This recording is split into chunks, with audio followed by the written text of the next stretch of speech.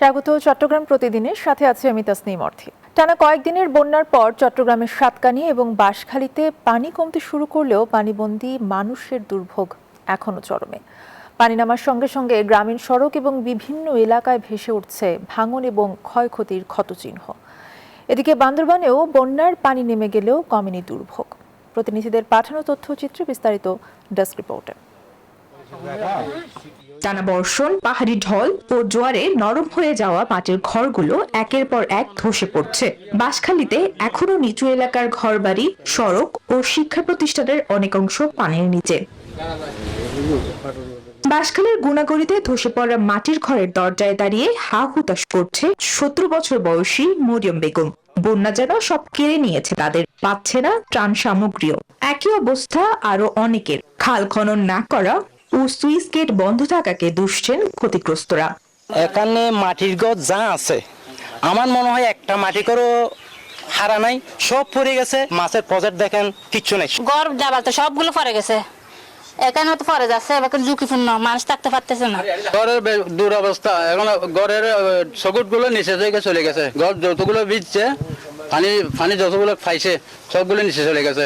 ফুটগুলো নিচে গুডুমের বাইরে গেছে, আরো পর্যন্ত গাড়ি যায়। এদিকে বাঁশখালীতে খাল খনন কার্যক্রম পরিদর্শন করেন দুর্যোগ ব্যবস্থাপনা ও ত্রাণ মন্ত্রী। বলেন, বন্যায় ক্ষতিগ্রস্তদের তালিকা করে সহযোগিতা করবে সরকার। কৃষিতে কি ক্ষতি হয়েছে, আমাদের মৎস্য ঘের কতটা ক্ষতিগ্রস্ত হয়েছে, কতগুলো মানুষের বাড়িঘর ক্ষতিগ্রস্ত হয়েছে, সবগুলোকে সরকার পুনর্বাসনের কর্মসূচির আওতায় নিয়ে আসবে। এদিকে বান্দরবানেও একই অবস্থা। পানি নেমে গেলেও ভোগান্তি কমেনি, বরং মরার উপর খালের ঘা হয়ে দাঁড়িয়েছে পানিবাহিত রোগ। Desk report, news 24।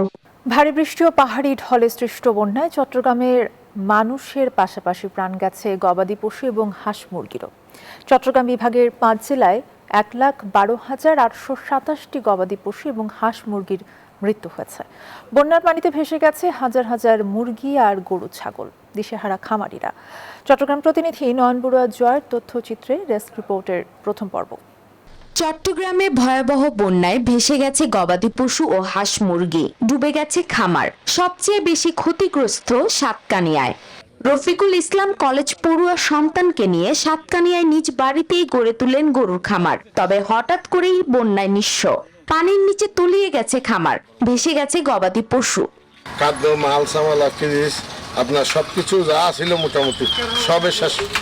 আমরা বিভিন্ন জায়গায় গিয়ে দেখলাম অনেক গরু ময়লা পানি খাইছে, অথবা পানিতে ডুবে অনেক গরু মারা গেছে। একই অবস্থা অন্যান্য খামারিদেরও, মারাও গেছে অনেক গরু, ছাগল আর হাঁস মুরগি।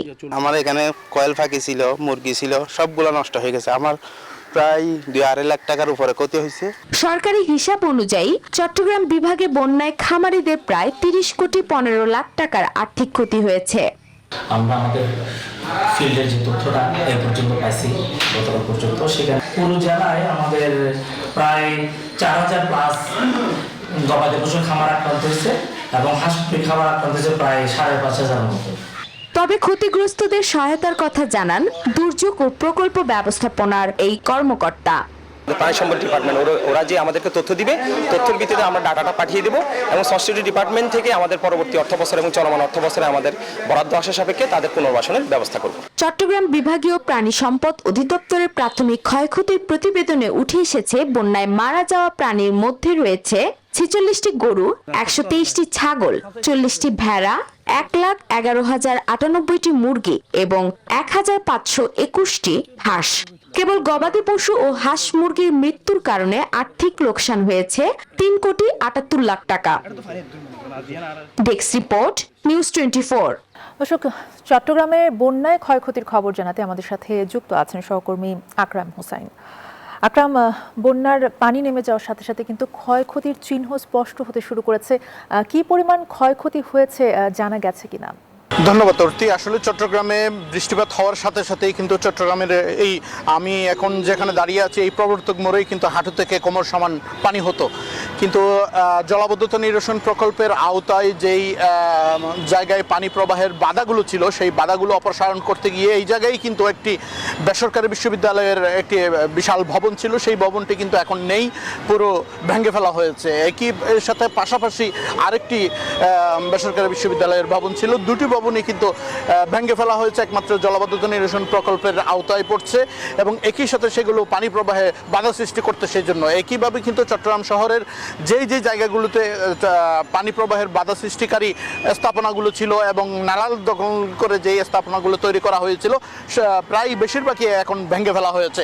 আমরা যেটি জানি সেটি হচ্ছে জলাবদ্ধতা নিরসন, বৃষ্টিপাত কমার সাথে সাথে জলাবদ্ধতার পানি নেমে যায়। এরপর থেকে কিন্তু মানুষের যেই ক্ষয়ক্ষতিগুলো হয়েছে সেগুলো মানুষ আসলে পুষিয়ে নেওয়ার চেষ্টা করছেন এবং রাস্তাঘাটের যে খানাখন্দগুলো ছিল সেগুলো সিটি কর্পোরেশনের পক্ষ থেকে মেরামত করে স্বাভাবিক অবস্থায় ফেরানোর কার্যক্রম চালিয়ে যাচ্ছে সিটি কর্পোরেশন। এখন পর্যন্ত চট্টগ্রাম থেকে আমার কাছে ছিল সর্বশেষ অবস্থা। আমরা এখন যাব স্টুডিওতে। অর্তি, ধন্যবাদ আপনাকে। আকরাম হোসেন জানাচ্ছিলেন বন্যা পরবর্তী চিত্র। চট্টগ্রাম নগরীতে ভারী বর্ষণে ক্ষতিগ্রস্ত পানিবন্দী মানুষের মাঝে ত্রাণ বিতরণ করেছেন দুর্যোগ ও ত্রাণমন্ত্রী আসাদুল হাবিব দুলু। সকালে নগরীর ২৬ নম্বর ওয়ার্ড এলাকায় ত্রাণ বিতরণকালে মন্ত্রী বলেন, দুর্যোগে কারো হাত নেই, সবাইকে এমন পরিস্থিতি মোকাবেলা করতে হবে, তবে খাল নালা পরিষ্কারে সরকার কঠোর অবস্থানে রয়েছে। এ সময় city mayor doctor Shahadat Hossain, সংসদ সদস্য সাইদ আল নোমান, জেলা প্রশাসক সহ স্থানীয় নেতৃবৃন্দ উপস্থিত ছিলেন। রাঙ্গামাটির বাঘাইছড়ি উপজেলার বন্যা কবলিত বিভিন্ন এলাকা পরিদর্শন করেছেন ভূমি এবং পার্বত্য প্রতিমন্ত্রী মীর মোহাম্মদ হেলাল উদ্দিন। দুপুরে তিনি আশ্রয় কেন্দ্র পরিদর্শন করে বন্যা দুর্গত মানুষের খোঁজ খবর নেন। আশ্রয় কেন্দ্রে অবস্থানরত নারী, শিশু ও প্রবীণদের দুর্ভোগের কথা শুনেন এবং তাদের জন্য দ্রুত প্রয়োজনীয় সহায়তা দেওয়ার আশ্বাস দেন। পরে মন্ত্রী উপজেলা পরিষদ অডিটোরিয়ামে ক্ষতিগ্রস্ত পরিবারের মাঝে খাদ্য সামগ্রী সহ প্রয়োজনীয় ত্রাণ সামগ্রী বিতরণ করেন। আর এই ছিল এখনকার সংবাদের সাথে থাকায় ধন্যবাদ সবাইকে।